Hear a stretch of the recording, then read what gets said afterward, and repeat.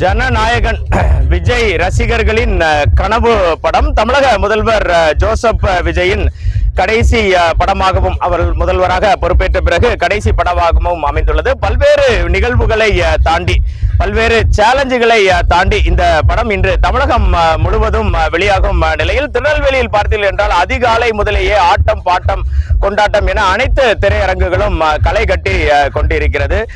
திருநெல்வேலியில் விஜய் ரசிகர்கள் இதனை எப்படி உற்சாகத்துடன் கொண்டாடுகிறார்கள் என்பது குறித்து அவர்களிடமே கேட்போம். எப்படி போயிட்டு இருக்கு ஜனநாயகன் ரிலீஸ்? என்ன மனநிலையில இருக்கீங்க சொல்லுங்க சார். முதலாவது இது சொல்ல வேண்டும்னா, நாங்க ரசிகர்களா ஒரு தொண்டர்களா இது எங்களுக்கு ரொம்ப ரொம்ப பெருமை மிக்க ஒரு தருணம். ஏனென்றால் இங்க கழக தலைவர் தளபதி விஜய் அவர்கள் நடித்த எண்ணற்ற திரைப்படம், இதற்கு முன்னால் இருந்த முதல்வர்களாக இருந்தாலும் சரி, ஆட்சியாளர்களாக இருந்தாலும் சரி, அந்த படம் தடைகளை சந்தித்து தான் திரையில் வெற்றி நடை போட்டிருக்கிறது. அதையெல்லாம் உடைத்து இன்றைய நாள் தமிழக முதல்வராக நடித்த ஜனநாயகத்தை நிலைநாட்ட தலைவர் அவர்கள் இன்று வந்திருக்கிறார். அதை மிகுந்த உற்சாகத்துடன் கொண்டாட திருநெல்வேலி ரசிகர்கள் எல்லாரும் மிகுந்த தயாராகவும் இருக்கிறோம். நேரத்தில் வரிசையா கட் அவுட் ஒவ்வொரு படத்தையும் குறிக்கும்படியா ஓகே மன மகிழ்ச்சியை ஏற்படுத்துதா? பழைய நினைவுகளை திரும்பி பாக்குறீங்களா? நிச்சயமா. அது நாங்க வச்சிருக்க கட் அவுட்ஸுமே இங்க திருநெல்வேலியில முதல் படத்துல இருந்து இப்ப 69வது படம், அதாவது ஜனநாயகன், அதாவது இளைய தளபதி விஜயாக இருந்த தளபதி விஜயாக மாறி இன்றைக்கு தமிழக முதல்வர், மாண்புமிகு தமிழக முதல்வர் அவர்களாக ஜனநாயகன் நடித்துக் கொண்டிருக்கிறார். ஜனநாயகன் வெளியாக கொண்டு இருக்கிற இந்த சூழ்நிலையில இந்த ஒரு படமும் எங்களோட உணர்வு சம்பந்தப்பட்டது.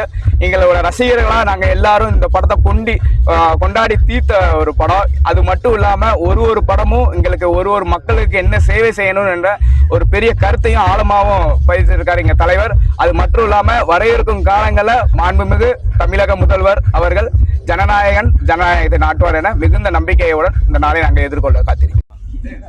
சேவ் பண்ணி தான் ஃப்ரேம்.